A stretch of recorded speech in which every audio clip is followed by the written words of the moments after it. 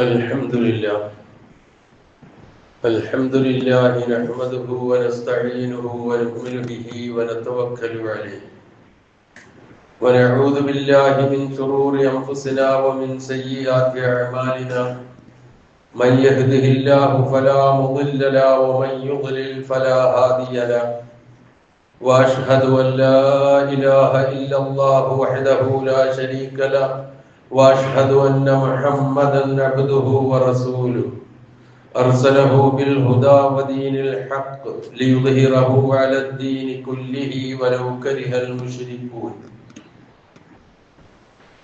اللهم صل على محمد وعلى آل محمد كما صليت على إبراهيم وعلى آل إبراهيم وبارك على محمد وعلى آل محمد كما باركت على إبراهيم وعلى آل إبراهيم إنك حميد مجيد أما بعد فإن خير الكلام كلام الله وخير السنن سنن محمد صلى الله عليه وسلم وشر الأمور محدثاتها وكل محدثة بدعة وكل بدعة ضلالة وكل ضلالة في النار يا أيها الذين آمنوا اتقوا الله حق تقاته ولا تموتن إلا وأنتم مسلمون يا أيها الناس اتقوا ربكم الذي خلقكم من نفس واحدة وخلق منها زوجها وبث منهما رجالا كثيرا ونساء واتقوا الله الذي تساءلون به والأرحام إن الله كان عليكم رقيبا يا أيها الذين آمنوا اتقوا الله وقولوا قولا سديدا يصلح لكم أعمالكم ويغفر لكم ذنوبكم ومن يطع الله ورسوله فقد فاز فوزا عظيما أعوذ بالله من الشيطان الرجيم بسم الله الرحمن الرحيم ها أنتم هؤلاء تدعون لتنفقوا في سبيل الله فمنكم من يبخل ومن يبخل فإنما يبخل عن نفسه والله الغني وأنتم الفقراء وإن تتولوا يستبدل قوما غيركم ثم لا يكونوا أمثالكم സഹോദരന്മാരെ സഹോദരികളെ ജീവിതത്തിന്റെ എല്ലാ മേഖലകളിലും അള്ളാഹുവിന്റെ നിയമനിർദ്ദേശങ്ങൾ പാലിച്ചുകൊണ്ട് ജീവിക്കുവാൻ കൽപ്പിക്കപ്പെട്ടവരാണ് ഞാനും നിങ്ങളും എന്നുണർത്തുന്നു. നാം ഏവരെയും അല്ലാഹു സുബ്ഹാനഹു വ തആല തഖ്വയിൽ അധിഷ്ഠിതമായ ജീവിതം നയിച്ച് അവന്റെ ഇഷ്ടദാസന്മാരായി അവനെ കണ്ടുമുട്ടുന്നവരുടെ കൂട്ടത്തിൽ നാം ഏവരെയും അല്ലാഹു ഉൾപ്പെടുത്തുമാറാകട്ടെ എന്ന് പ്രാർത്ഥിക്കുകയും ചെയ്യും. അള്ളാഹുവിന്റെ അനുഗ്രഹങ്ങൾ രാപ്പകൽ ഭേദമന്യേ പെയ്തിറങ്ങുന്ന ഏറ്റവും ശ്രേഷ്ഠമായ റമദാൻ മാസത്തിലെ ശ്രേഷ്ഠമായ മണിക്കൂറുകളിലൂടെയാണ് നാം കടന്നുപോയിക്കൊണ്ടിരിക്കുന്നത്. ഇന്ന് വ്രതാനുഷ്ഠാനം ഇന്ന് 6ാമത്തെ ദിവസമാണ്. അല്ലാഹു സുബ്ഹാനഹു വ തആല കഴിഞ്ഞ നാളുകളിൽ നോമ്പുമായി ബന്ധപ്പെട്ട് നോമ്പുൾപ്പെടെ എന്തെല്ലാം കർമ്മങ്ങൾ ചെയ്തു പോകും അതെല്ലാം പൂർണ്ണമായി നമ്മിൽ നിന്ന് അല്ലാഹു സ്വീകരിക്കുമാറാകട്ടെ. എന്തെങ്കിലും പാളിച്ചകൾ വന്നുപോയിട്ടുണ്ട് എങ്കിൽ അല്ലാഹു അത് വിട്ടു പുറത്ത് മാപ്പാക്കി തരികയും പ്രതിഫലത്തിൽ ഒന്നും കുറയ്ക്കാതെ നമ്മളെ അനുഗ്രഹിക്കുകയും ചെയ്യുമാറാകട്ടെ. സഹോദരങ്ങളെ, ഞാൻ ഓതി വെച്ച വചനം സൂറത്തു മുഹമ്മദിലെ ഏറ്റവും അവസാനത്തെ വചനമാണ്. അല്ലാഹു സുബ്ഹാനഹു വ തആല ഈ വചനത്തിലൂടെ നമ്മളെ ഓർമ്മിപ്പിക്കുന്നത് ഹാ അൻതും ഹൗലായി തുദ്ഔന ലിതുൻഫിഖൂ ഫീ സബീലില്ലാഹ്. ഹേ കൂട്ടരെ, നിങ്ങൾ ക്ഷണിക്കപ്പെടുന്നത്, നിങ്ങൾ ആഹ്വാനം ചെയ്യപ്പെടുന്നത് അള്ളാഹുവിന്റെ മാർഗത്തിൽ ധനം ചെലവഴിക്കുവാൻ വേണ്ടിയിട്ടാണ്. അള്ളാഹുവിന്റെ ആഹ്വാനമാണ്. ഫമിൻകും മൻ യബ്ഖൽ, ആ ആഹ്വാനത്തോടുള്ള പ്രതികരണം നിങ്ങളിൽ ചിലർ പിശുക്ക് കാണിക്കുന്നവരുണ്ട്. വമൻ യബ്ഖൽ ഫഇന്നമാ യബ്ഖലു അൻ നഫ്സി, ആര് പിശുക്ക് കാണിക്കുന്നുവോ അത് പിശുക്ക് കാണിക്കുന്നത് തന്നോട് തന്നെയാണ്, അവനോട് തന്നെയാണ് അവൻ പിശുക്ക് കാണിക്കുന്നത്. അതിന്റെ തിക്തഫലം അവനാണ് അനുഭവിക്കേണ്ടത് എന്ന് സാരം. വല്ലാഹുൽ ഗനി, അള്ളാഹു ആരുടെയും ആശ്രയം ആവശ്യമില്ലാത്ത ധന്യനാണ്, ആരുടെയും ആശ്രയം ആവശ്യമില്ലാത്തവനാണ്. വഅൻതുമുൽ ഫുഖറാ, നിങ്ങളാകട്ടെ ദരിദ്രന്മാരുമാണ്, അല്ലെങ്കിൽ മറ്റുള്ളവരുടെ സഹായം ആശ്രയം ആവശ്യമായവരുമാണ്. വഇൻ തതവല്ലൗ, അള്ളാഹുവിന്റെ ഇത്തരം കൽപ്പനകളിൽ നിന്ന് നിങ്ങൾ പിന്തിരിഞ്ഞ് മാറാനാണ് ഭാവമെങ്കിൽ യസ്തബ്ദിൽ ഖൗമൻ ഗൈറക്കും, നിങ്ങളല്ലാത്ത ഒരു ജനതയെ അള്ളാഹു പകരമായി ഇവിടെ കൊണ്ടുവരും. സുമ്മലാ യകൂനു അംസാലക്കും, പിന്നീട് അവർ നിങ്ങളെപ്പോലെ ആയിരിക്കുകയില്ല. ഒരു വലിയ താക്കീതാണ്.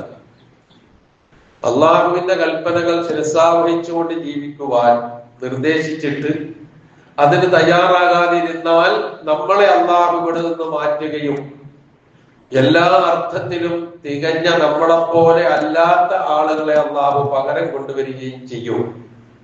ധനം എന്ന അനുഗ്രഹം അള്ളാഹു സുബ്ഹാനഹു വ തആല നൽകിയിട്ട് നിങ്ങളോട് ചെലവഴിക്കാൻ പറഞ്ഞിട്ട് അതിന് തയ്യാറാകാതെ പിശുക്ക് കാണിച്ചാൽ അതിന്റെ ദൂഷ്യവും നിങ്ങൾക്ക് തന്നെയാണ് എന്നാണ് വളരെ ചുരുങ്ങിയ രൂപത്തിൽ ഈ വചനത്തിന്റെ ആശയം നമുക്ക് മനസ്സിലാക്കാൻ കഴിയുക. നമ്മൾ ഒരുമിച്ച് കൂടിയിരിക്കുന്നത് അള്ളാഹുവിന്റെ ഭവനത്തിലാണ്. അള്ളാഹുവിന്റെ ഭവനത്തിൽ വെള്ളിയാഴ്ച ദിവസങ്ങളിൽ സാധാരണ നമ്മൾ ഒരുമിച്ച് കൂടുന്നവരാണ്. പക്ഷേ റമദാനിലെ വെള്ളിയാഴ്ചയാകുമ്പോൾ അതിന് കുറച്ച് ശ്രേഷ്ഠതയുണ്ട്. രണ്ട് ശ്രേഷ്ഠതകൾ ഒരുമിച്ച് വരുന്ന ദിവസമാണ് വെള്ളിയാഴ്ച. അതുകൊണ്ട് സാധാരണ മാസങ്ങളിലെ വെള്ളിയാഴ്ചകളെ പോലെ റമദാനിലെ വെള്ളിയാഴ്ചകളെ നമ്മൾ കാണരുത്. മാസങ്ങളിൽ ഏറ്റവും ശ്രേഷ്ഠമായ മാസമാണ് റമദാൻ.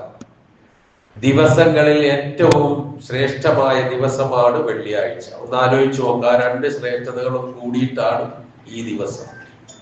ഇപ്പൊ നമ്മളിവിടെ ഇരിക്കുമ്പോൾ ആ ശ്രേഷ്ഠതയും ആ നന്മയും നഷ്ടപ്പെടാത്ത നിലയിൽ നമ്മൾ എത്ര സമയമാണോ ഇവിടെ ഉള്ളത് ആ സമയത്ത് അങ്ങേയറ്റം പ്രാർത്ഥനയോടുകൂടി ഇരിക്കുക.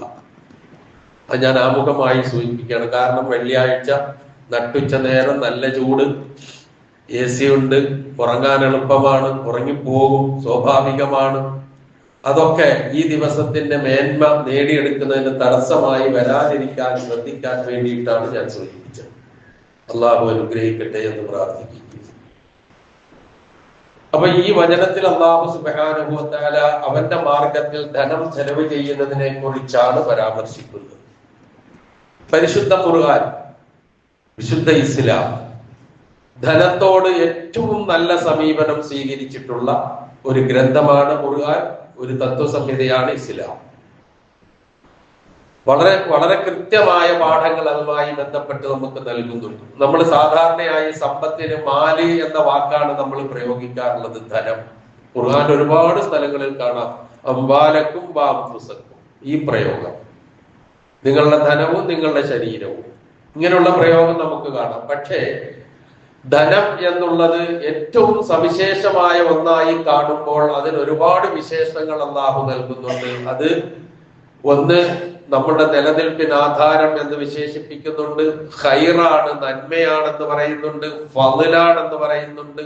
ഇങ്ങനെ പല വിശേഷണങ്ങളും അതുമായി ബന്ധപ്പെട്ട് വിശുദ്ധ ഖുർആനിൽ പരാമർശിച്ചിരിക്കുന്ന നമുക്ക് കാണാൻ കഴിയും. അതുപോലെ നബി സല്ലല്ലാഹു അലൈഹി വസല്ലമയുടെ ഒരു വചനം കാണാം. അതായത് സ്വന്തം ധനം, എന്റെ ധനം എന്നിൽ നിന്ന് കൊള്ളയടിക്കപ്പെടുമ്പോൾ ആ ധനം സംരക്ഷിക്കാൻ വേണ്ടി ഞാൻ വധിക്കപ്പെട്ടാൽ എനിക്ക് രക്തസാക്ഷിയുടെ കൂലിയുണ്ട് എന്നാണ്.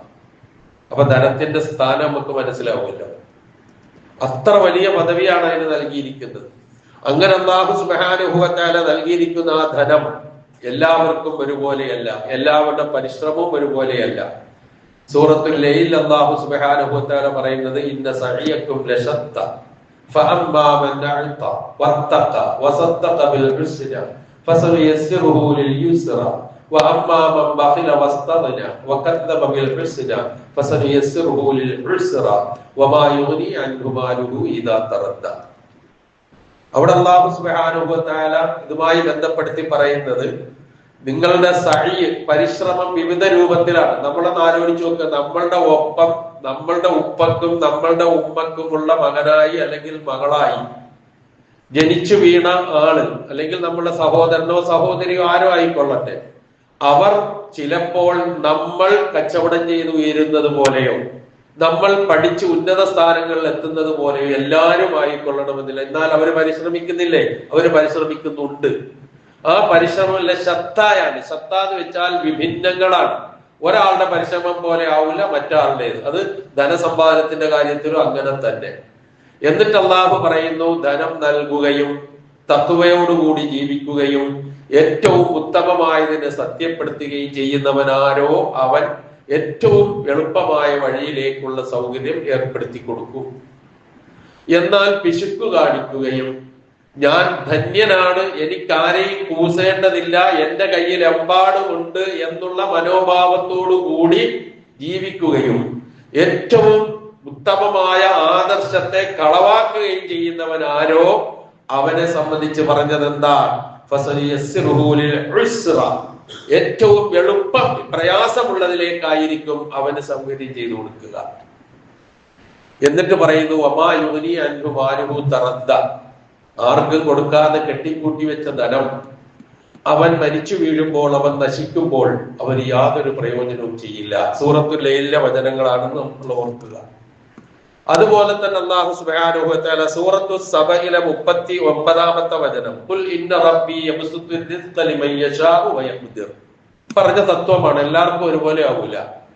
ഇന്ന റബ്ബി, എന്റെ രക്ഷിതാവ്, യബ്സുത്തു റിസ്ഖ ഉപജീവനം അവൻ വിശാലമായി നൽകും. ആർക്ക്? ലിമൻ യശാഉ മിൻ ഇബാദിഹി, അവന്റെ ദാസന്മാരിൽ നിന്ന് അവൻ ഉദ്ദേശിക്കുന്നവർക്ക്. വ യഖ്ദിറു ലഹു, ചിലപ്പോൾ അവന് പിടിച്ചു വെക്കും. അവൻ നിശ്ചിത കണക്കും കാര്യങ്ങൾക്കും മറ്റു ചിലർക്ക് അങ്ങോട്ട് വിശാലമാക്കി കൊടുക്കും. എന്നിട്ട് പറയുന്നു വമാ അൻഫഖ്തും മിൻ ഷൈഇൻ, നിങ്ങൾ അല്ലാഹുവിന്റെ തൃപ്തി ലക്ഷ്യം വെച്ചുകൊണ്ട് എന്ത് ചെലവഴിക്കുന്നുവോ യുഖ്ലിഫുഹു ഫഹുവ യുഖ്ലിഫുഹു, അവൻ അതിന് പകരം തന്നിരിക്കും, വേറെ തരും അല്ലാഹു. അള്ളാഹുവിന്റെ തൃപ്തിക്ക് വേണ്ടി ധനം ചെലവഴിക്കുന്നവർക്ക് അവരുടെ ധനത്തിൽ ഒരു കുറവും അള്ളാഹു വരുന്നില്ല. ഏതെങ്കിലും ഒരു മാർഗത്തിലൂടെ അത് ചെലവഴിച്ചതേതോ അത് പകരം തന്നിരിക്കും. അള്ളാഹുവിന്റെ ഓഫറാണ്.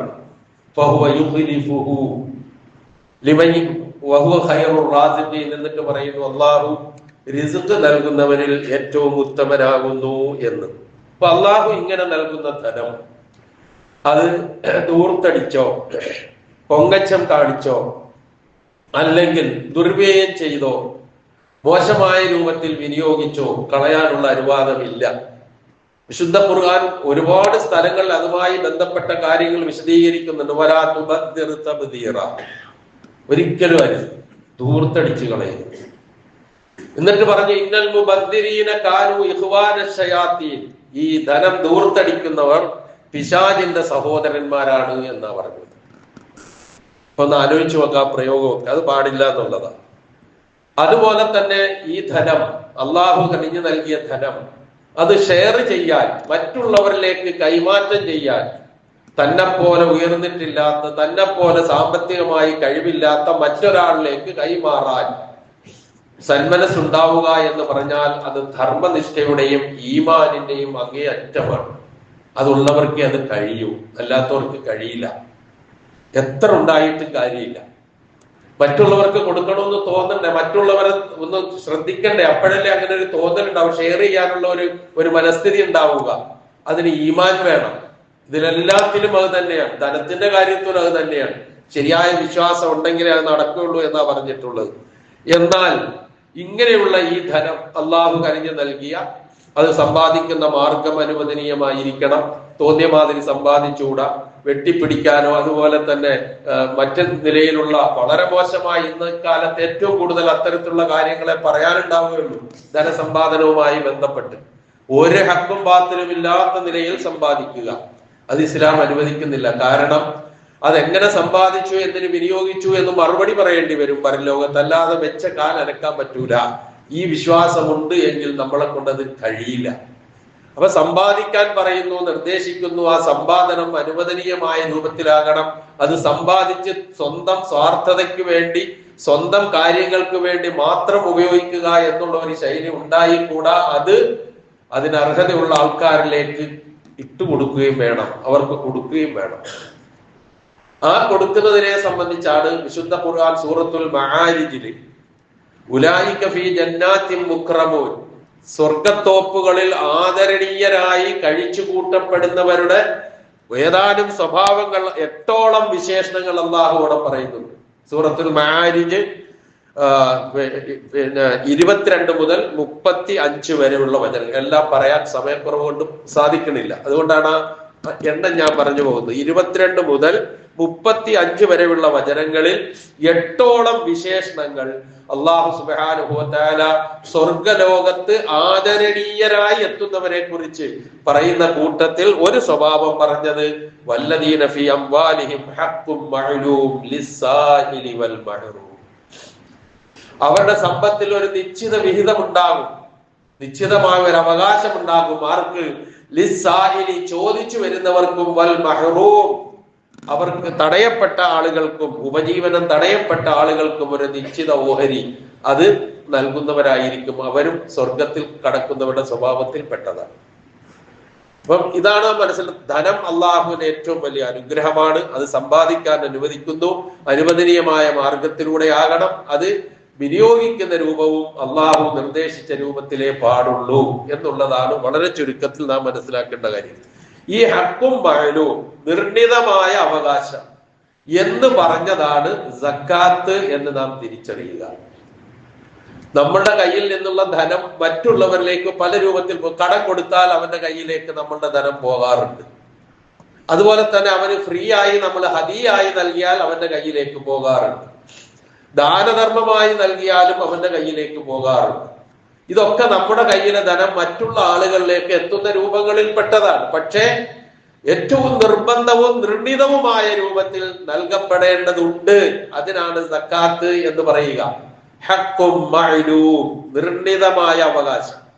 ദാനധർമ്മം കൊടുക്കുന്നതിന് ഇത്ര എന്നില്ല, എത്രയും കൊടുക്കാം, എത്ര കുറവുമാകാം, എത്ര കൂടുതലും ആകാം.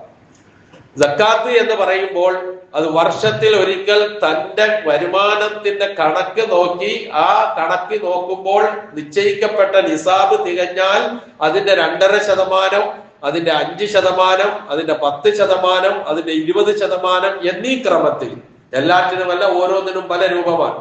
അങ്ങേ അറ്റം കൊടുക്കാൻ പറഞ്ഞ 20%, അതിൽ കൂടുതൽ കൊടുക്കാൻ പറഞ്ഞിട്ടില്ല. ഇങ്ങേ അറ്റം കൊടുക്കാൻ പറഞ്ഞ 2.5%. പിന്നെ അതിന്റെ ഇടയിൽ വരുന്ന 5%, 10% എന്ന് വെച്ചാൽ കൃഷിയുമായി ബന്ധപ്പെട്ടതാണ്. പിന്നെ നാണയവുമായി ബന്ധപ്പെട്ടതാണ് 2.5%. അതേസമയം 20% എന്ന് പറഞ്ഞാൽ നിധിയുമായി ബന്ധപ്പെട്ടതാണ്. ഏത് തരത്തിലുള്ള നിധി കിട്ടിയാലും ശരി അതിന്റെ 20% സക്കാത്ത് കൊടുക്കണം. അതാണ് നിയമം. അപ്പൊ ഇങ്ങനെ നിശ്ചയിക്കപ്പെട്ടിട്ടുള്ള ആ നിർണിതമായ ഹഖ്ഖും മഅലൂമായി നിശ്ചയിക്കപ്പെട്ട അതിനാണ് സക്കാത്ത് എന്ന് പറയുക. ആ സക്കാത്ത് എന്ന് പറയുന്നത് ഒരിക്കലും നമ്മളുടെ ഒരു ഔദാര്യമായി നമ്മൾ കാണരുത്. അത് അവകാശമാണ് പാവപ്പെട്ടവർക്കുള്ളത് എന്ന് തിരിച്ചറിവ് നമുക്കുണ്ടാകണം. കാരണം എന്തേ? ഈ ധനം ഒന്നും നമ്മളുടേതല്ല. ആണോ? നമ്മൾ കച്ചവടം ചെയ്യുന്നു, ജോലി ചെയ്യുന്നു, പല രൂപത്തിലുള്ള പരിശ്രമങ്ങൾ നടത്തുന്നു, അങ്ങനെ നമുക്ക് പണം കിട്ടുന്നു. ശരിയാണ്, ഞാൻ അധ്വാനിച്ചുകൊണ്ട് തന്നെയാണ് എനിക്കത് കിട്ടുന്നില്ല. വെറുതെ എന്റെ കയ്യിലേക്ക് ധനം വരില്ലല്ലോ. പക്ഷേ ആ ധനം, അതിന്റെ യഥാർത്ഥ ഉടമ അല്ലാഹുവാണ്. നമ്മളോ കുറച്ച് നമ്മുടെ കയ്യിലേക്ക് തൽക്കാലം തരികയാണ് കൈകാര്യം ചെയ്യാൻ വേണ്ടി. ആ കൈകാര്യം ചെയ്യാൻ വേണ്ടി നമ്മുടെ കൈകളിലേക്ക് തരുന്നതിൽ നിന്ന് നമ്മളോട് നിർദ്ദേശിച്ചു, ഇത്ര ശതമാനം നിനക്ക് അർഹതയില്ല, അത് നീ എടുക്കരുത്, അത് നിന്റെ ധനവുമായി കൂട്ടിക്കലർത്തരുത്. നിന്റെ ധനവുമായി സക്കാത്തിന്റെ വിഹിതം കൂട്ടിക്കലർത്തിയാൽ ആ ധനം മലിനമാകുമെന്നാണ് ഹദീസ് നബി സല്ലല്ലാഹു അലൈഹി വസല്ലം പറഞ്ഞിട്ടുള്ളത്. സക്കാത്തിന്റെ ധനം ഏതെങ്കിലും ഒന്നിനോട് കലർത്തുകയാണ് എങ്കിൽ മാ ഖാലത്തത്തി സദഖത്തു അവി സകാത്തു മാലൻ ഇല്ലാ അഫ്സദത്തുഹു എന്ന് പറഞ്ഞാൽ സക്കാത്ത് കൊടുക്കേണ്ട ധനം കൊടുക്കാതെ, കണക്ക് നോക്കി കൃത്യമായത് മാറ്റിവെക്കാതെ ആ ധനം തന്റെ ധനത്തോട് ചേർത്താൽ ആ ധനവും കൂടി അഴുക്കായി പോകും. ഒന്ന് ആലോചിച്ച് നോക്കാം പ്രയോഗം. അപ്പൊ പിന്നെ നമ്മൾ കൊടുക്കാതിരുന്നുള്ള അവസ്ഥ എന്താ? കൊടുക്കാതിരുന്നാൽ വിശുദ്ധ ഖുർആൻ നാം പരിശോധിച്ച് നോക്കിയാൽ നമ്മൾ നമസ്കാരത്തിന്റെ കാര്യത്തിൽ നമുക്ക് ആർക്കും വലിയ ബുദ്ധിമുട്ടൊന്നുമില്ല. നമ്മൾ കൃത്യമായി നമസ്കരിക്കുന്നുണ്ട്. നോമ്പ് പിടിക്കാനും വലിയ പ്രശ്നമൊന്നുമില്ല, ഹജ്ജ് ചെയ്യാനും അതുപോലെ തന്നെ മറ്റു കാര്യങ്ങൾക്കൊന്നും. പക്ഷെ സക്കാത്ത് കൊടുക്കുന്ന കാര്യം പറയുമ്പോൾ നമ്മുടെ മനസ്സൊന്ന് പരിങ്ങുന്നുണ്ട്, നമ്മളൊന്ന് പരിങ്ങുന്നുണ്ട്, ഒന്ന് മാറുന്നുണ്ട് പിന്നിലേക്ക്. ഒരു വേള പിന്നെ ന്യായങ്ങൾ പറഞ്ഞ് ദുർന്യായങ്ങൾ പറഞ്ഞ് മാറുന്ന സ്വഭാവം ഉണ്ടായി. അത്രത്തോളം അതിനോട് ഒരു അവഗണനാ മനോഭാവം, അത് ശരിയല്ല. കാരണം നാം മുസ്ലിം ആകണം, ഈ സൊസൈറ്റിയിലെ അംഗമാകണം എങ്കിൽ സക്കാത്ത് കൊടുത്തേ തീരൂ.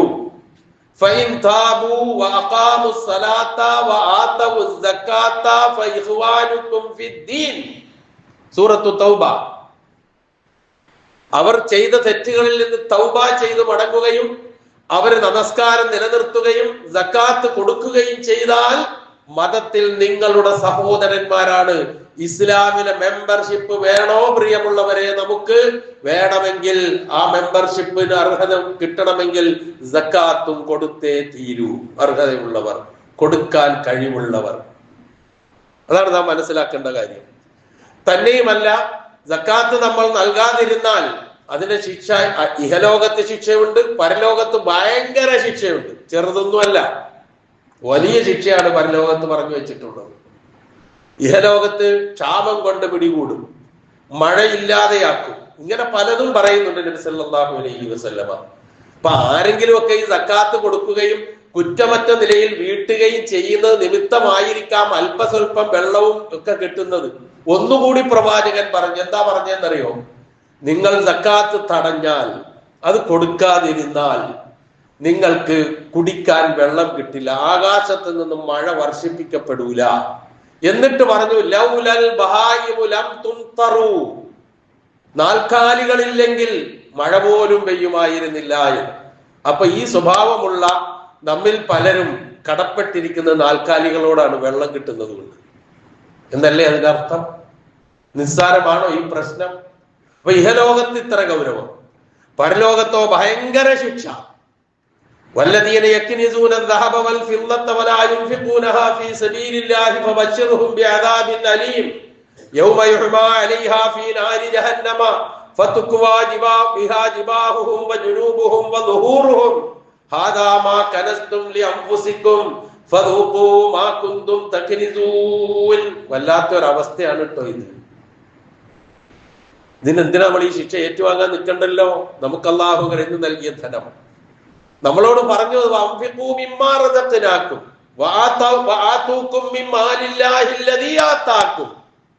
ഇതൊക്കെയാണ് ഖുർആൻ പറഞ്ഞിട്ടുള്ള പ്രയോഗം.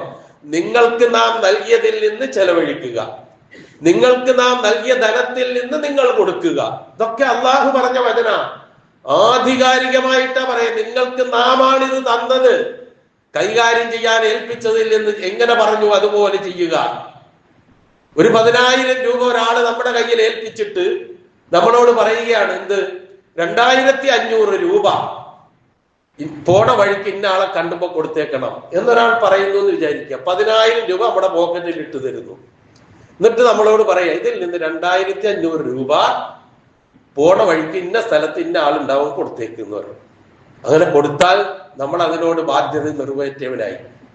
അതും കൂടി കൊടുക്കാതെ അതും കൂടി ഞാൻ എന്റേതാക്കി മാറ്റിയാൽ ഞാൻ ആരാ? ഒന്ന് ചിന്തിച്ചു നോക്ക് നമ്മളെ കുറിച്ച്. അതുപോലെ അള്ളാഹു തന്നിട്ട് പറഞ്ഞു, ഇതിൽ നിന്ന് 2.5% നിനക്ക് പറ്റിയതല്ല, അതിന്റെ അവകാശങ്ങൾ വേറെ ഉണ്ടെങ്കിൽ കൊടുത്തേക്ക്. അത് കൊടുക്കാതെ അതും കൂടി നമ്മളുടേതാക്കി മാറ്റിയാലോ? വലിയ ഗൗരവമൊന്നും നൽകാതെ പോയാൽ വലിയ ഗുരുതരമായ ഭവിഷ്യത്ത് നമുക്ക് നേരിടേണ്ടി വരും എന്നുള്ള കാര്യത്തിൽ. അപ്പൊ പരലോക ശിക്ഷ ഞാൻ വളരെ ചുരുക്കുക. പരലോക ശിക്ഷ ഇഹലോകത്ത് ഇങ്ങനെയുള്ള കാര്യങ്ങൾ ഇതൊക്കെ നമ്മൾ അഭിമുഖീകരിക്കേണ്ടി വരും. മറിച്ച് അത് ചെയ്താലോ ഇതിൽ നിന്നൊക്കെ നമുക്ക് രക്ഷപ്പെടാൻ കഴിയുകയും ചെയ്യും. ഇപ്പൊ ഇത്രയേറെ ഗൗരവമുണ്ട് എന്ന് നാം മനസ്സിലാക്കുക. ഈ സക്കാത്ത് നമ്മൾ എങ്ങനെയാണ് ശേഖരിക്കുകയും വിതരണം ചെയ്യുകയും ചെയ്യേണ്ടത്? പലരും പല രൂപത്തിലുള്ള അഭിപ്രായങ്ങൾ വെച്ച് പുലർത്താണ്. വ്യക്തിക്ക് അങ്ങോട്ട് കൊടുത്ത് തീർത്താൽ മതി. ഇല്ല, വ്യക്തിക്ക് സക്കാത്ത് കൊടുത്താൽ ഈ പറയുന്ന രൂപത്തിൽ സക്കാത്ത് വീടൂല. എത്രയോ തെളിവുകളുണ്ട് നമുക്ക്. വിശുദ്ധ ഖുർആനിലെ തെളിവുകളുണ്ട്, ഹദീസുകളുണ്ട്, ചരിത്രമുണ്ട്. വിശുദ്ധ ഖുർആനിൽ പ്രവാചകനോട് പറഞ്ഞത് ഖുദ് മിൻ അംവാലിഹിം സദഖത്തൻ തുതഹിറുഹും വതുദക്കീഹിം ബിഹാ വസല്ലി അലൈഹിം ഇന്ന സലാത്തക സകനുൽ ലഹും എന്നാ പറഞ്ഞത്. അവരിൽ നിന്ന് നീ വാങ്ങണം. റസൂലിനോട് പറയുക, അവരിൽ നിന്ന് സദഖ സക്കാത്ത് നീ സ്വീകരിക്കണം. അതെന്തിനുള്ളതാ? നമ്മളെ ശുദ്ധീകരിക്കാനും സംസ്കരിക്കാനും. രണ്ട് കാര്യം അവിടെ പറഞ്ഞത്. സക്കാത്ത് കൊണ്ടുള്ള ഗുണം ഒന്ന് നമ്മളെ ശുദ്ധീകരിക്കുക, മറ്റൊന്ന് സംസ്കരിക്കുക, ധനത്തോടുള്ള ആർത്തിയിൽ നിന്നും മുക്തമാക്കുക, ഇങ്ങനെ പലതും. എന്നിട്ട് പറഞ്ഞു വസല്ലി അലൈഹിം, അവർക്ക് വേണ്ടി നീ പ്രാർത്ഥിക്കണം. കാരണം നിന്റെ പ്രാർത്ഥന അവർക്ക് സമാധാനം ഉണ്ടാക്കുന്നതാണ് എന്ന് പറഞ്ഞാൽ, ഇപ്പൊ നമ്മൾ സക്കാത്ത് സംഘടിതമായി ശേഖരിച്ച് വിതരണം ചെയ്യുന്ന ഒരു കമ്മിറ്റിയുടെ ഉത്തരവാദപ്പെട്ടവരാണെന്ന് വിചാരിക്കുക. ഒരാള് നമ്മുടെ കയ്യിൽ സക്കാത്തിന്റെ വിഹിതം കൊണ്ട് തന്നാൽ അയാൾ കേൾക്കെ അയാൾക്ക് അനുഗ്രഹത്തിന് വേണ്ടി നമ്മൾ പ്രാർത്ഥിക്കണം. അത് നമ്മുടെ ബാധ്യതയാണ്. അതാ ഈ പറഞ്ഞത്. ഒരു വ്യക്തിക്ക് സക്കാത്ത് കൊടുത്താൽ മനസ്സ് നിറയെ കൊടുക്കുന്ന എത്ര പേരുണ്ടാവും എന്ന് ആലോചിച്ച് നോക്ക്. എന്തെങ്കിലും ഒന്ന് കയ്യിൽ വെച്ച് കൊടുക്കും. ആ സന്ദർഭത്തിൽ ഇത് വാങ്ങിയിട്ട് അവൻ തിരിഞ്ഞെന്ന് പറയും, ഓഹോ എന്തോരം തരാൻ കഴിവുള്ളവൻ, എന്നിട്ട് തന്നത് കണ്ടില്ല ഇത്ര ഉലുവ. നമ്മുടെ സാധാരണ ശൈലി, ഞങ്ങൾ എന്നോട് ദേഷ്യം പിടിച്ചിട്ട് കാര്യമൊന്നുമില്ല, തന്നത് ഇത്രയാണ്. ഇതിലെന്ത് സംതൃപ്തിയാണുള്ളത്? എന്ത് പ്രാർത്ഥനയാണുള്ളത്? അപ്പൊ അത് വേണമെങ്കിൽ അതിന്റെ രൂപത്തിൽ തന്നെ മുന്നോട്ട് പോകണം. അതുപോലെ തന്നെ സക്കാത്ത് ശേഖരിക്കുന്നതിനെ കുറിച്ച് അള്ളാഹുവിന്റെ റസൂല് പഠിപ്പിച്ചത് തൂഖദു മിൻ അഗ്നിയായിഹിം വതുറദ്ദു ഇലാ ഫുഖറായിഹിം, അവരുടെ ധനികന്മാരിൽ നിന്ന് ശേഖരിച്ചിട്ട് അവരുടെ ദരിദ്രർക്ക് വിതരണം ചെയ്യണമെന്നാണ്. അപ്പൊ ശേഖരണവും വിതരണവും ഉണ്ട്. അതുപോലെ തന്നെ സക്കാത്തിന്റെ 8 വിഭാഗങ്ങളെ എണ്ണി പറയുന്ന കൂട്ടത്തിൽ വിശുദ്ധ ഖുർആൻ ഒരു വിഭാഗത്തെ മൂന്നാമത്തെ വിഭാഗമായിട്ട് എണ്ണി പറഞ്ഞത് ആമിലാണ്. ആമിൽ എന്ന് വെച്ചാൽ സക്കാത്തിന്റെ ഉദ്യോഗസ്ഥൻ, അതിനുവേണ്ടി പണിയെടുക്കുന്നവൻ. അവന് സക്കാത്തിന്റെ വിഹിതമുണ്ട് എന്നാ, അർഹതയുണ്ട് എന്നാ. അപ്പം ഈ വ്യക്തിക്ക് കൊടുക്കുകയാണെങ്കിൽ എന്തിനാണപ്പ ഈ ആമില്? ഞാൻ ഇദ്ദേഹത്തിന് കൊടുക്കുന്നു, അദ്ദേഹം വേറൊരാൾക്ക് അങ്ങനെ വന്നാൽ എന്തിനാ ഒരു ആമിലിന്റെ ആവശ്യം? അപ്പൊ ആമില് വേണം, സംഘടിച്ച് ശേഖരിക്കണം, അർഹരായ ആളുകളെ കണ്ടെത്തി വിതരണം ചെയ്യണം. ഇതാണ് ഇസ്ലാം പഠിപ്പിച്ച മാർഗം. അതിൻ്റെതായ ഗുണവുമുണ്ട്. ഈ ധനികരിൽ നിന്ന് വാങ്ങി ദരിദ്രരിലേക്ക് വിതരണം ചെയ്യണമെന്ന് റസൂല് പഠിപ്പിച്ചത് ആരെയാണെന്നറിയോ? മുആദ് ഇബ്നു ജബൽ റളിയല്ലാഹു അൻഹുവിനെയാണ്. മുആദ് ഇബ്നു ജബൽ റളിയല്ലാഹു അൻഹുവിനെ യമനിലേക്ക് ഗവർണറായി നിയോഗിക്കുന്നു പ്രവാചകൻ. ആ പോകുന്ന സന്ദർഭത്തിൽ പറഞ്ഞത്, നീ പോകുന്നത് വേദഗ്രന്ഥം നൽകപ്പെട്ട ആളുകളുടെ നാട്ടിലേക്കാണ്. ഉദ്ഉഹും ഇലാ ഷഹാദത്തി അല്ലാ ഇലാഹ ഇല്ലല്ലാഹ്, ആദ്യം അവരെ ലാ ഇലാഹ ഇല്ലല്ലാഹിലേക്ക് ക്ഷണിക്കണം. അതവർ സമ്മതിച്ചു കഴിഞ്ഞാൽ, അനുസരിച്ചു കഴിഞ്ഞാൽ അവരോട് പറയണം 5 നേരത്തെ നമസ്കാരം അള്ളാഹു നിർബന്ധമാക്കിയിരിക്കുന്നു എന്ന് പഠിപ്പിക്കണം. ഇതവർ അംഗീകരിച്ചു കഴിഞ്ഞാൽ അവരോട് പറയണം, നിങ്ങളുടെ ധനത്തിന്റെ സക്കാത്ത് അള്ളാഹു നിശ്ചയിച്ചു തന്നിരിക്കുന്നു. എന്നിട്ട് ആ സക്കാത്തിൽ എങ്ങനെയാണ് അത് സ്വീകരിക്കേണ്ടത്? തൂഖദു മിൻ അഗ്നിയായിഹിം വതുറദ്ദു ഇലാ ഫുഖറായിഹിം. അപ്പൊ പറഞ്ഞത് ഈ വാക്ക് അക്ഷരാർത്ഥത്തിൽ മുആദ് ഇബ്നു ജബൽ റളിയല്ലാഹു അൻഹു ലാ ഇലാഹ ഇല്ലല്ലാഹ് പറഞ്ഞു. ആ ജനങ്ങളെ തൗഹീദിലേക്ക് കൊണ്ടുവന്നു. അതിനുശേഷം നമസ്കാരം അവരെ പഠിപ്പിച്ചു, നമസ്കരിക്കുന്ന ആൾക്കാരാക്കി മാറ്റി, സക്കാത്തിന്റെ കാര്യം പഠിപ്പിച്ചു, അവരിൽ നിന്ന് അത് ശേഖരിച്ചു. റസൂൽ സല്ലല്ലാഹു അലൈഹി വസല്ലമ വഫാത്തായി. അബൂബക്കർ സിദ്ദീഖ് റളിയല്ലാഹു അൻഹുവിന്റെ കാലം കഴിഞ്ഞു. ഉമർ ബിൻ ഖത്താബ് റളിയല്ലാഹു അൻഹുവിന്റെ ഭരണകാലമായപ്പോൾ ഈ മുആദ് ഇബ്നു ജബൽ റളിയല്ലാഹു അൻഹു യമനിൽ നിന്ന് സക്കാത്തിന്റെ വിഹിതം മദീനയിലെ ബൈത്തുൽ മാലിലേക്ക് അയക്കാൻ തുടങ്ങി. ആദ്യം 4/1 ഭാഗം അയച്ചു. ഉമർ റളിയല്ലാഹു അൻഹു ഒരു കത്ത് എഴുതി ചോദിച്ചു, നിനക്കെന്ത് അവകാശം ഇത് തരാൻ? റസൂല് പറഞ്ഞത്, അവരിലെ ധനികരിൽ നിന്ന് വാങ്ങി അവരിലെ ദരിദ്രർക്ക് കൊടുക്കാനല്ലേ ഇന്ന് അങ്ങോട്ട് അയച്ചേ. അദ്ദേഹം പറഞ്ഞു, ഇത് വാങ്ങാൻ ആരെങ്കിലും ഉണ്ടെങ്കിൽ ഞാൻ അങ്ങോട്ട് വിടുവായിരുന്നില്ല എന്നാണ്.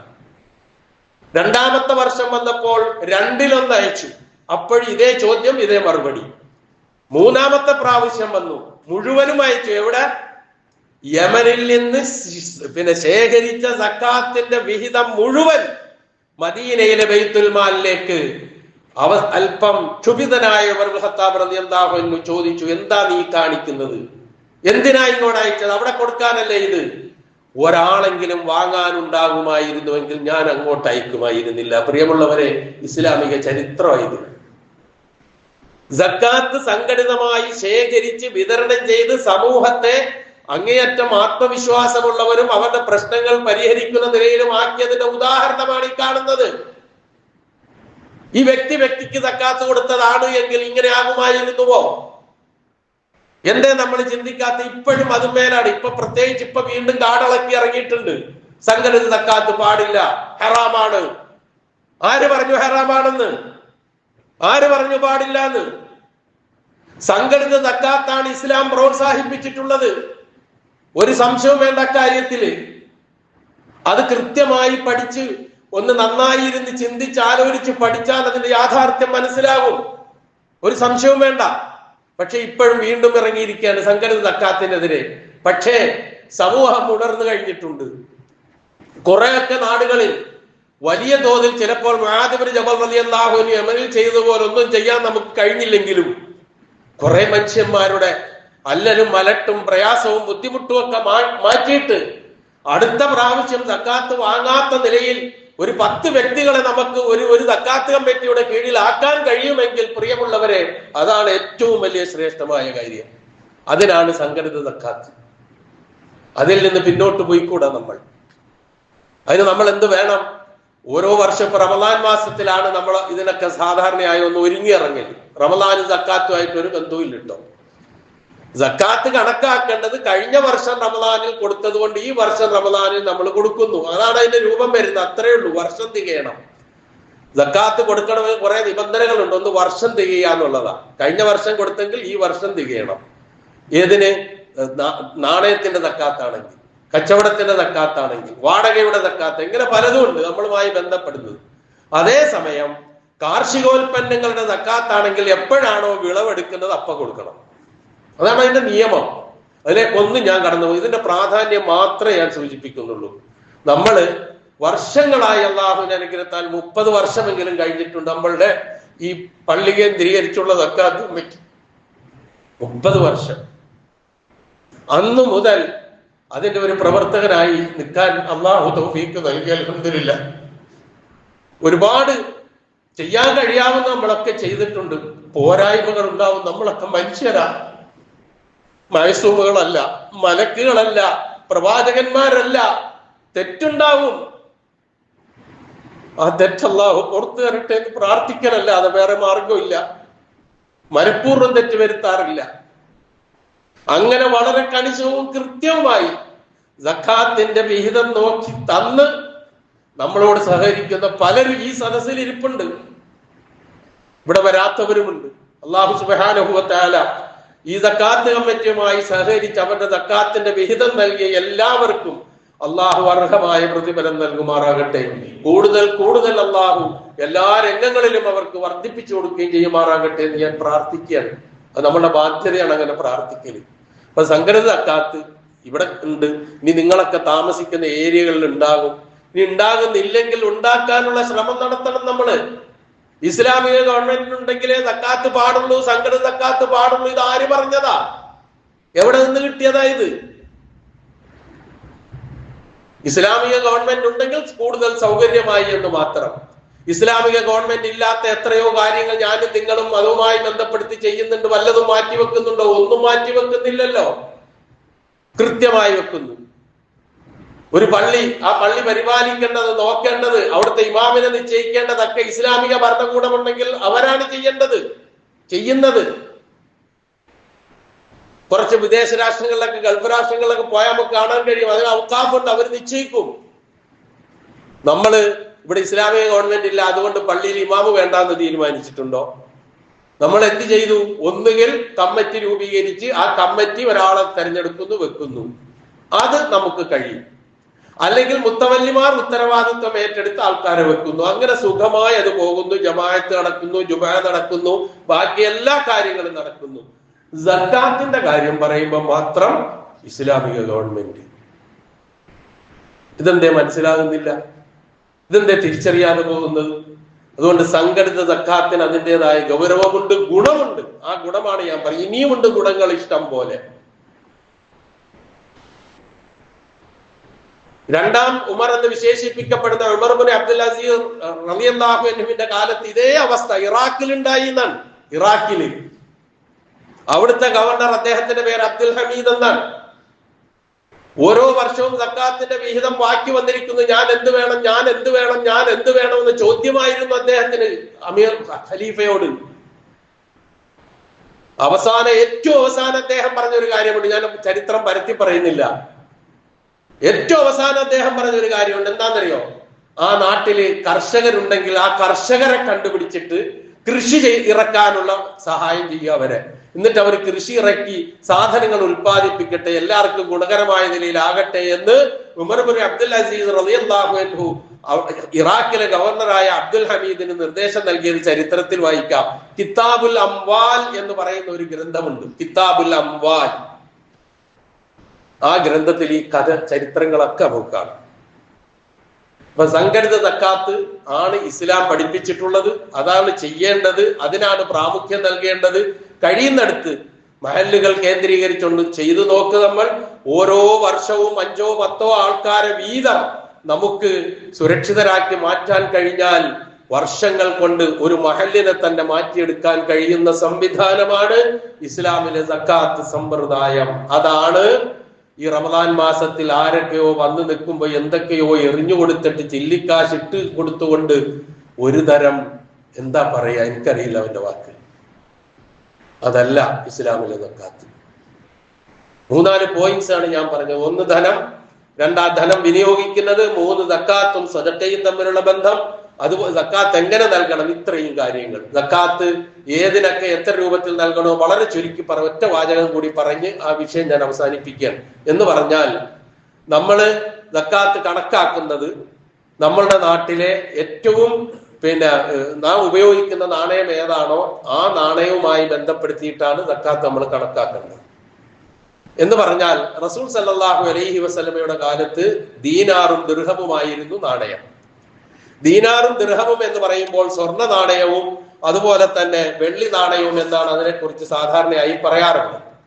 റസൂൽ സല്ലല്ലാഹു അലൈഹി വസല്ലമയുടെ കാലത്തെ ദീനാറും ദിർഹമും തമ്മിൽ മൂല്യത്തിൽ വലിയ വ്യത്യാസം ഉണ്ടായിരുന്നില്ല. എന്നാൽ ഇപ്പൊ അങ്ങനെയല്ല. ഇപ്പൊ നമ്മൾ വെള്ളിയും സ്വർണവും തമ്മിലുള്ള വ്യത്യാസം വളരെ വലുതാണ് നമുക്കറിയാം. 1 ഗ്രാം വെള്ളിക്ക് ഇന്നത്തെ വില 108 രൂപയാണ് എങ്കിൽ 1 ഗ്രാം സ്വർണത്തിന് ഇന്നത്തെ വില 8748 രൂപയാണ്. നമുക്കറിയാമത്. അപ്പൊ ഏതായിരുന്നാലും നമ്മുടെ കറൻസിയുടെ നിസാബായി നമ്മൾ കാണേണ്ടത് വെള്ളിയാണ്. 590 ഗ്രാം വെള്ളിയുടെ വിലക്കുള്ള നാണയം ഒരു വർഷം, കഴിഞ്ഞ വർഷം കഴിഞ്ഞ് ഈ വർഷം നോക്കുമ്പോൾ നമ്മുടെ കയ്യിലുണ്ട് എങ്കിൽ അതിന്റെ 2.5% കൊടുക്കണം. വളരെ ചുരുങ്ങിയ രൂപത്തിൽ ഞാൻ പറഞ്ഞെന്ന് മാത്രം. ഡെയിലി വേജസ് വാങ്ങുന്നവരുണ്ട്, ആഴ്ചകൾ പൈസ കിട്ടുന്നവരുണ്ട്, മന്ത്ലി ശമ്പളം വാങ്ങുന്നവരുണ്ട്, ആണുണ്ട് പെണ്ണുണ്ട്, എല്ലാവരും ഉണ്ട്. ഇവരൊക്കെ ഗൗരവത്തോടു കൂടി ഇതൊന്ന് നോക്കണം. ശമ്പളവും പെൻഷനും ഒക്കെ കിട്ടുന്ന ആളുകൾ അവിടെ അത്യാവശ്യ ചെലവ് കഴിച്ച് വർഷത്തിൽ കണക്ക് നോക്കുമ്പോൾ 590 ഗ്രാം വെള്ളിയുടെ ഇന്നത്തെ വിലയ്ക്കുള്ള പൈസ നീക്കിയിരിപ്പായി കയ്യിലുണ്ടോ? സക്കാത്ത് നിർബന്ധമായി. അതിന് ശതകോടീശ്വരനൊന്നും ആയിക്കൊള്ളണമെന്നില്ല. അതാണ് നാം മനസ്സിലാക്കേണ്ടത്. പലരും അത് പറഞ്ഞ് ഒഴിവാക്കല. ഞാനെന്തിനു സക്കാത്ത് കൊടുക്കുന്നത്? ഞാൻ അതിന് സമ്പന്നനല്ലല്ലോ. എല്ലാവരും സമ്പന്നന്മാരാണ്. ആരാണ് സമ്പന്നന്മാരല്ലാത്തത്? വളരെ കുറച്ചേ ഉണ്ടാവുള്ളൂ. ശമ്പളം വാങ്ങുന്നവർ പ്രത്യേകിച്ച് സഹോദരിമാരും വനിതകൾ ഉദ്യോഗം വഹിക്കുന്ന ഒരുപാട് പേരുണ്ട്. അവരൊക്കെ ഭർത്താവിന്റെ തണലിൽ രക്ഷപ്പെടാമെന്നാണ് വിചാരിക്കുന്നത്. പക്ഷെ അവിടെ ഭർത്താവ് ഉണ്ടാവില്ല. സക്കാത്തിന് അർഹതയുള്ള പൈസ പെൻഷനായിട്ടോ ശമ്പളമായിട്ടോ ശേഖരിച്ചിട്ടുണ്ടോ? ഉണ്ടോ? ഒരു വർഷത്തിൽ ഒരു മാസത്തിൽ ഒരു 40,000 രൂപ 45,000 രൂപ മാസ ശമ്പളം കിട്ടുന്ന ഒരു ഉദ്യോഗസ്ഥ അല്ലെങ്കിൽ ഉദ്യോഗസ്ഥൻ എന്ന് വിചാരിക്കുക. 12 മാസമാകുമ്പോൾ 5,40,000 രൂപ അവൻ ശമ്പളമായും അല്ലെങ്കിൽ അവൾ വാങ്ങിയിട്ടുണ്ടാവും. ഇതിൽ നിന്നൊരു 3-3.5 ലക്ഷം ചെലവായി എന്ന് വിചാരിക്കും, അത്യാവശ്യ ചെലവ്. ബാക്കി കഴിച്ച് 590 ഗ്രാം വെള്ളിയുടെ വില എന്ന് പറഞ്ഞാൽ പിന്നെ എത്രയാ വരിക? 108 × 590 എന്ന് പറഞ്ഞാല് 63,720 രൂപയാണ് നിസാബ്. നമ്മുടെ കയ്യിൽ ലക്ഷക്കണക്കിന് ഇരിക്കുക. എന്നിട്ടും പറയും ഞാൻ സക്കാത്ത് കൊടുക്കേണ്ട ആവശ്യമില്ല, ഞാൻ സമ്പന്നയല്ല, എന്റെ ഭർത്താവ് കൊടുത്തിട്ടുണ്ടാവും. ഭർത്താവ് കൊടുത്തെങ്കിൽ ഭർത്താവ് സ്വർഗത്തിൽ പോകും, അതിന്റെ കൂലി വാങ്ങും. ഭാര്യയ്ക്ക് കൊടുക്കാനുണ്ടോ? കണക്ക് നോക്കി കൊടുത്തേ പറ്റൂ.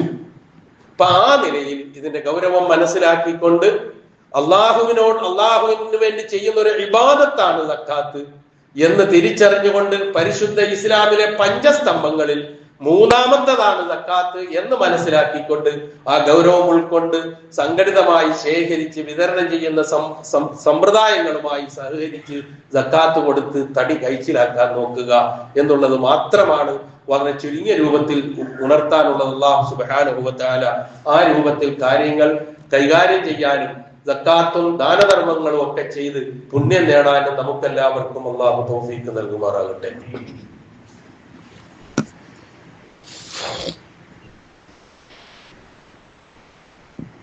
അൽഹംദുലില്ലാഹ് അല്ലദീ ഹദാനാ ലിഹാദാ വമാ കുന്നാ ലിനഹ്തദിയ ലൗലാ അൻ ഹദാനല്ലാഹ് വസ്സലാത്തു വസ്സലാമു അലാ റസൂലിഹിൽ അമീൻ വഅലാ ആലിഹി വസ്ഹബിഹിൽ ഫായിസീന ബിറിദല്ലാഹി ഇത്തഖുല്ലാഹ ഇബാദല്ലാഹ്. ഒരിക്കൽ കൂടി അള്ളാഹുവിന്റെ ആജ്ഞാനുവർത്തികളായി ജീവിക്കുവാൻ ഞാൻ ഉണർത്തുന്നു. പരിശുദ്ധ റമദാൻ മാസം ദാനധർമ്മങ്ങളുടെ മാസമാണ്. നബി സല്ലല്ലാഹു അലൈഹി വസല്ലമയാണ് ജനങ്ങളിൽ ഏറ്റവും വലിയ ധർമ്മിഷ്ഠൻ. എന്തുണ്ടായിട്ടാ? ഏറ്റവും വലിയ ധർമ്മിഷ്ഠൻ നബി സല്ലല്ലാഹു അലൈഹി വസല്ലമയാണ്. റമദാൻ മാസമായാൽ അടിച്ചു വീശുന്ന കാറ്റ് പോലെയായിരുന്നു ധർമ്മം എന്നാണ്. അപ്പം അതും നമ്മൾ ഈ റമദാൻ മാസത്തിൽ ശ്രദ്ധിക്കേണ്ട കാര്യമാണ്. നമ്മൾ നമ്മുടെ ഈ പള്ളി കേന്ദ്രീകരിച്ചുകൊണ്ട് എല്ലാ മാസങ്ങളിലും നമ്മൾ റിലീഫ് ഫണ്ട് സമാഹരിക്കാറുണ്ട്. ഒരുപാട് പേർക്ക് ഉപകാരം ചെയ്യുന്നതാണ് അത്. ഒരുപാട് പേർക്ക്, എത്രയോ ആളുകൾക്ക് അവരുടെ ചികിത്സയ്ക്ക്, അവരുടെ ഭക്ഷണത്തിന്, അതുപോലെ തന്നെ അവരുടെ യാത്രയ്ക്ക്, മറ്റു നിലയിലുള്ള പ്രയാസങ്ങൾ ദൂരീകരിക്കുന്നതിനൊക്കെ സഹായിക്കുന്നുണ്ട്. കഴിഞ്ഞ വർഷം റമദാൻ മുതൽ ഈ വർഷം കഴിഞ്ഞ ദിവസം വരെ നിങ്ങൾ ഈ ഫണ്ടിലേക്ക് നൽകിയത് 11,05,595 രൂപയാണ്. നിസ്സാര തുകയല്ലത്. നിങ്ങൾ ഈ പെട്ടികളിൽ നിക്ഷേപിക്കുന്നതും അതുപോലെ തന്നെ ബക്കറ്റിൽ നിക്ഷേപിക്കുന്നതുമാണ് ഈ പറഞ്ഞത്. ഇങ്ങനെ കിട്ടുന്നത് ആരറിയുന്ന ആരുടേതാണെന്ന് ആർക്കും അറിയില്ല. അങ്ങനെ പരമരഹസ്യമായിട്ട് ധർമ്മം ഒഴുകുകയാണ് പലരിലേക്കും. അപ്പം ആ ഒരു ഇതിനോട് പൂർണ്ണമായും നിങ്ങൾ സഹകരിക്കണം. ഈ നൽകിയതിനൊക്കെ അല്ലാഹു സുബ്ഹാനഹു വ തആല നിങ്ങൾക്ക് അർഹമായ പ്രതിഫലം നൽകുമാറാകട്ടെ എന്ന് പ്രാർത്ഥിക്കുകയും അതിന് പകരം നൽകി അല്ലാഹു അനുഗ്രഹിക്കുമാറാകട്ടെ എന്ന് പ്രാർത്ഥിക്കുകയും ചെയ്യും. നമ്മൾ സാധാരണ എല്ലാ റമദാനിലും എല്ലാ വെള്ളിയാഴ്ചകളിലും നമ്മൾ കളക്ഷൻ നടത്താറുണ്ട്. അതിൽ ആദ്യത്തെ വെള്ളിയാഴ്ച നമ്മുടെ റിലീഫ് ഫണ്ടിന് വേണ്ടി മാത്രമായിരിക്കും. എല്ലാ റമദാനിലെയും ആദ്യത്തെ വെള്ളിയാഴ്ച ഏറ്റവും കൂടുതൽ തുക നൽകി സഹകരിക്കുന്നവരാണ് ഈ ഇരിക്കുന്നവരെല്ലാവരും. ഇന്നും അതുണ്ടാകണമെന്ന് അഭ്യർത്ഥിക്കുകയാണ്. അല്ലാഹു സുബ്ഹാനഹു വ തആല ദാനധർമ്മങ്ങൾ ചെയ്തും ഖുർആൻ പാരായണം ചെയ്തും പാപമോചനം നടത്തിയും തൗബ ചെയ്തും എന്ന് തുടങ്ങി നാം ചെയ്യേണ്ട എല്ലാ നല്ല കാര്യങ്ങളും ചെയ്ത് കൂടുതൽ അള്ളാഹുവിലേക്ക് അടുക്കുവാനും ഉന്നതമായ സ്വർഗം കരസ്ഥമാക്കുവാനും അള്ളാഹു തുണയ്ക്കുന്നവരുടെ ഗണത്തിൽ നാം ഏവരെയും അള്ളാഹു ഉൾപ്പെടുത്തുമാറാകട്ടെ. അറിഞ്ഞോ അറിയാതെയോ നമ്മിൽ നിന്ന് വന്നുപോയ എല്ലാ തെറ്റുകുറ്റങ്ങളും അള്ളാഹു നമുക്ക് പുറത്തു മാപ്പാക്കി തരുമാറാകട്ടെ. നമ്മിൽ നിന്ന് മരണപ്പെട്ടു പോയ മാതാപിതാക്കൾക്കും ബന്ധുമിത്രാദികൾക്കും സഹോദരങ്ങൾക്കും എല്ലാവർക്കും അള്ളാഹു മഗ്ഫിറത്തും റഹ്മത്തും നൽകുമാറാകട്ടെ. നമ്മിൽ നിന്ന് ജീവിച്ചിരിക്കുന്ന പ്രയാസം അനുഭവിക്കുന്ന നമ്മുടെ മാതാപിതാക്കൾക്ക് അല്ലാഹു സുബ്ഹാനഹു വ തആല പൂർണ്ണ സിഹ്ഹത്തും ആഫിയത്തും നൽകി അനുഗ്രഹിക്കുമാറാകട്ടെ. നമ്മിൽ നിന്ന് പ്രയാസങ്ങൾ പേറുന്ന ഒരുപാട് പേരുണ്ട്.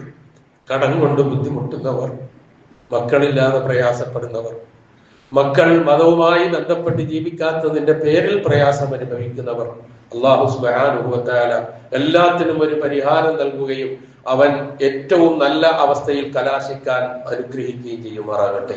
കടം കൊണ്ട് വലയുന്നവരുടെ കടങ്ങളിൽ നിന്ന് മുക്തരാകാനുള്ള സാഹചര്യം അല്ലാഹു ഒരുക്കി കൊടുക്കുമാറാകട്ടെ. സന്താനങ്ങൾ അള്ളാഹുവിന്റെ ദീനിന്റെ മാർഗത്തിൽ സന്താനങ്ങളും സന്താനങ്ങളുടെ സന്താനങ്ങളും എല്ലാവരും അള്ളാഹുവിന്റെ ദീനിന്റെ മാർഗത്തിൽ അടിയുറച്ചു നിൽക്കാനുള്ള തൗഫീഖ് അള്ളാഹു നൽകി അനുഗ്രഹിക്കുമാറാകട്ടെ.